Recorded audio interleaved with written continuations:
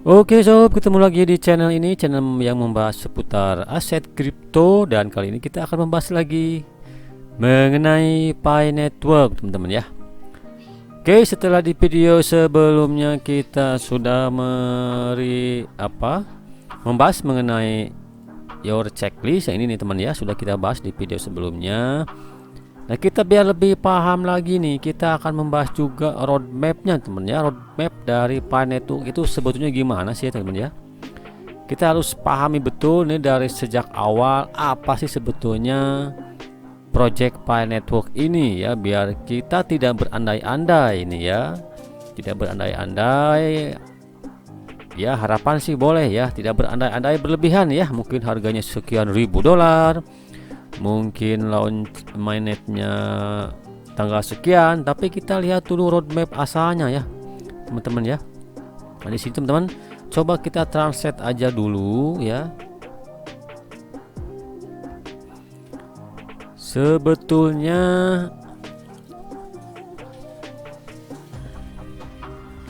nah teman-teman, Pi Network adalah unik ya dalam desain teknologi dan ekosistem kami, serta pentingnya masukan komunitas kami dalam pengembangan.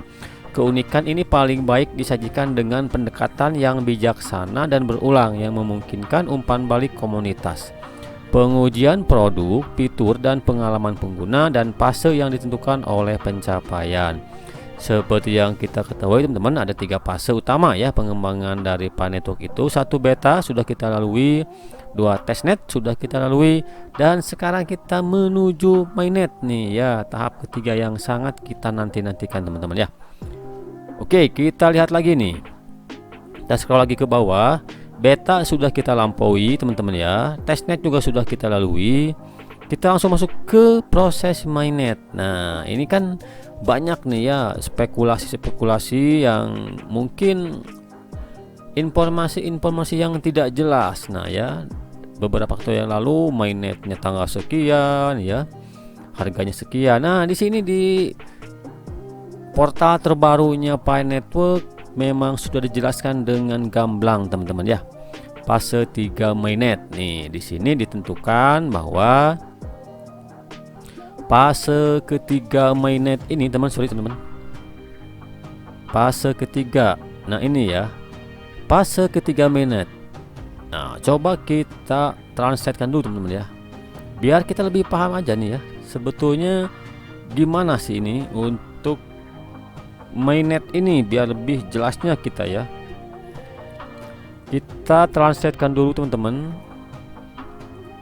Nah, di sini fase 3 atau jaringan utama pada bulan Desember 2021. Nah, ini teman ya, mainnet dari blockchain Pi akan ditayangkan. Nah, Desember nih ya. Migrasi saldo Pioneer dari akun telepon mereka ke mainnet dimulai selama periode ini. Desember, ingat nih ya. Autentikasi KYC dari Pioneer mendahului migrasi saldo mereka ke mainnet.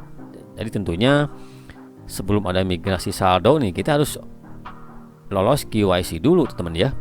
Untuk memberikan waktu yang cukup bagi jutaan pionir agar berhasil menyelesaikan verifikasi KYC mereka, membuat utilitas di ekosistem Pi, dan terus melakukan literasi pada teknologi dan desain ekosistem kami. Mainnet akan memiliki dua periode nih. Jadi mainnet ini akan memiliki 2 periode dengan tujuan nih teman ya, untuk memberikan waktu yang cukup bagi jutaan pionir ya agar berhasil menyelesaikan verifikasi KYC. Jadi kita harus paham nih kenapa nih ada 2 periode mainnet ya, karena ini alasannya. Karena kan dari sekian puluh juta nggak mungkin ya selesai dalam waktu sebulan. Menurut saya itu langsung proses masa KYC semua, tentunya bertahap ya. Makanya di sini ada mainnet 2 tahap teman-teman ya. Nah, pada awalnya mainnet dengan firewall, yaitu jaringan tertutup. Nah, dan kemudian buka mainnet, yaitu jaringan terbuka. Jadi itulah alasannya kenapa si core team nih ya melakukan fase 2 mainnet nih, yaitu untuk Tujuannya untuk memberikan waktu kepada pionir untuk lolos KYC dulu ya teman-teman ya. Oke, kita bahas lagi nih, the enclosed network period. Nah, apa nih sebetulnya yang dimaksud oleh core team dengan ini?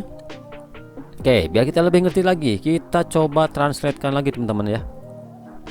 Nah, periode jaringan tertutup yaitu mainnet pertama ya, jaringan tertutup terbatas. Nah, pada periode ini akan dimulai pada Desember 2021 ya. Jadi teman-teman harus kalian pahami dulu, mainnet di periode Desember 2021 ini tentunya adalah mainnet jaringan tertutup ya. Nah, periode jaringan tertutup berarti bahwa mainnet aktif tetapi dengan firewall yang mencegah konektivitas eksternal yang tidak diinginkan. Jadi tentunya karena ini dengan firewall mencegah konektivitas eksternal, tentu tidak akan ada mobilisasi atau apa ya, mobilisasi atau mungkin transaksi ke eksternal selain ke hackathon atau ke Pi browser teman-teman ya. Otomatis dapat kita simpulkan juga ini tentunya tidak akan dahulu list di market eksternal teman-teman ya. Perintis akan dapat meluangkan waktu untuk KYC dan memigrasikan Pi mereka ke blockchain mainnet langsung. Saldo apapun yang dimigrasikan ke mainnet dapat digunakan berdasarkan pilihan browser untuk membeli barang dan layanan di aplikasi Pi. Nah ya, ini jadi pada proses periode jaringan mainnet pertama ini, Pi hanya dapat digunakan ya oleh pionir yang lolos KYC tentunya untuk membeli barang. Nah, dan layanan di aplikasi Pi mentransfer ke pionir lain ya, atau dikunci lock up kan, atau selama jangka waktu tertentu untuk tingkat penambangan yang lebih tinggi. Nah, perintis KYC akan dapat menggunakan Pi mereka di mainnet secara bebas di lingkungan tertutup dalam jaringan Pi. Namun periode ini tidak akan memungkinkan konektivitas antar blockchain Pi dan blockchain lainnya. Nah, di sini dijelaskan memang di awal mainnet tahap pertama ini, fase pertama ya, Desember ini nih akan muncul, akan rilis nih mainnet, tetapi memang hanya terbatas untuk transaksi di Pi browser, di hackathon ya, membeli barang jasa di aplikasi Pi itu sendiri. Tidak bisa kita migrasi, kita transaksi atau menukarkan Pi kita dengan koin lain misalnya di blockchain lain atau di exchange lain. Ini tidak bisa ya, belum bisa. Nah, oke, next kita lanjutkan nih. Nah, untuk periode, nah ini kita coba translatekan lagi teman-teman ya, kita biar lebih paham nih. Oke, jadi dua periode ini memang dimungkinkan oleh core team memang untuk membantu kita supaya kita melakukan proses KYC dulu ya, memberikan waktu untuk kita. Nah, keuntungan dari pendekatan dua periode ke mainnet ada beberapa keuntungan. Memiliki periode tertutup ya, menengah untuk meningkatkan ke mainnet yang terbuka penuh. Pendekatan ini memberikan waktu untuk, nah kan seperti saya bilang tadi, dua periode mainnet ini itu supaya pendekatan ini memberikan waktu ya untuk jutaan perintis di seluruh dunia untuk lulus KYC dulu, membangun dan menerapkan lebih banyak aplikasi Pi dan memungkinkan lebih banyak utilitas dibuat dan digunakan ya. Mentransisikan aplikasi Pi yang digunakan di testnet ke mainnet, dan literasi dan modifikasi dan penyesuaian apapun pada mainnet dan ekosistem sebelum jaringan terbuka. Nah, periode jaringan tertutup memberikan waktu bagi jutaan perintis ke KYC dan memigrasikan Pi mereka ke mainnet teman-teman ya. Nah, periode jaringan tertutup ini memberikan waktu bagi jutaan pionir untuk lolos KYC dulu ya. Nah, selama beberapa bulan mendatang kami akan terus meluncurkan solusi KYC ke lebih banyak perintis ya, dan membantu mereka menyelesaikan KYC mereka. Jika kita pindah langsung dari testnet ke jaringan terbuka, nah ini ditekankan oleh core team nih, jika kita pindah langsung dari testnet ke jaringan terbuka atau mainnet fase kedua nih, fase kedua ini berarti bahwa perintis yang mampu KYC sebelum yang lain akan memiliki Pi yang tersedia untuk digunakan di luar platform Pi. Sementara perintis yang masih menunggu untuk menyelesaikan KYC, mereka belum memiliki hak istimewa ini. Kecepatan di mana pionir di seluruh dunia dapat menyelesaikan KYC mereka akan bergantung pada kecepatan di mana setiap komunitas lokal menyediakan tenaga kerja massa validator KYC serta kecepatan di mana masing-masing perintis berpartisipasi dalam KYC. Nah, ini teman ya. Makanya ini ada dua fase mainnet. Ini si core team memberikan keadilan nih. Jadi core team tidak ingin kalau dari testnet langsung masuk ke mainnet tahap kedua jaringan terbuka nanti ada ketimpangan. Jadi si pionir yang sudah lolos KYC duluan, mereka memiliki hak duluan nih, hak istimewa ke jaringan blockchain terbuka. Nah, si core team tidak mau begitu. Jadi si core team ingin memastikan dulu bahwa semua pionir yang layak lolos. Nah, lolos dulu KYC-nya. Nah, baru setelah itu mainnet jaringan terbuka.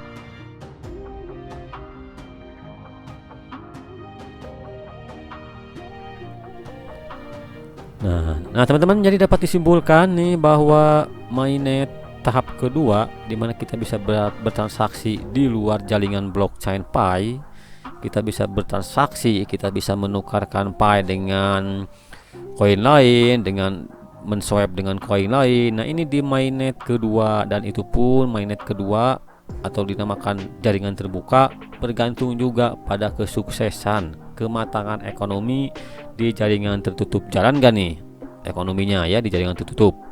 Ada transaksi nggak nih? Itu kan yang diharapkan oleh core team. Kalau jalan nih ya, sistem ekonominya jalan, transaksinya jalan nih, dan KYC-nya juga lancar. Nah, kemungkinan periode jaringan kedua ini terbuka ini dapat dimulai pada hari Pi 14 Maret dan hari Pi kedua 28 Juni ya 2020 atau setelahnya, kan di sini dijelaskan atau setelahnya.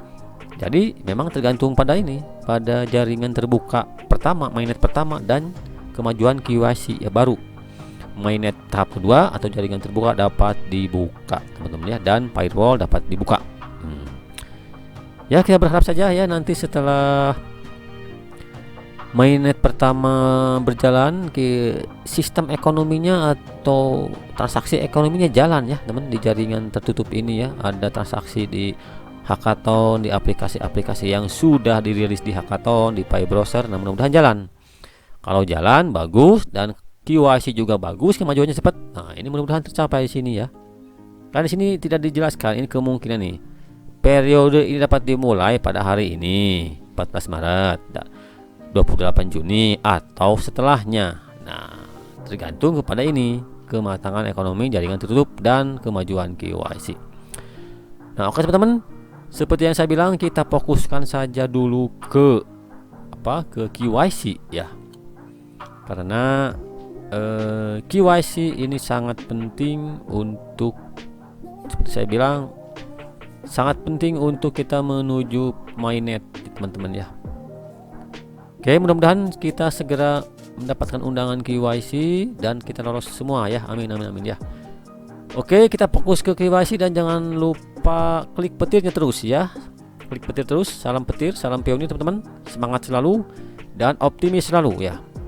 Sekian, terima kasih. Jangan lupa untuk dukungannya nih channel ini ya. Silahkan di subscribe, like, komen, dan share. Terima kasih. Wassalamualaikum warahmatullahi wabarakatuh.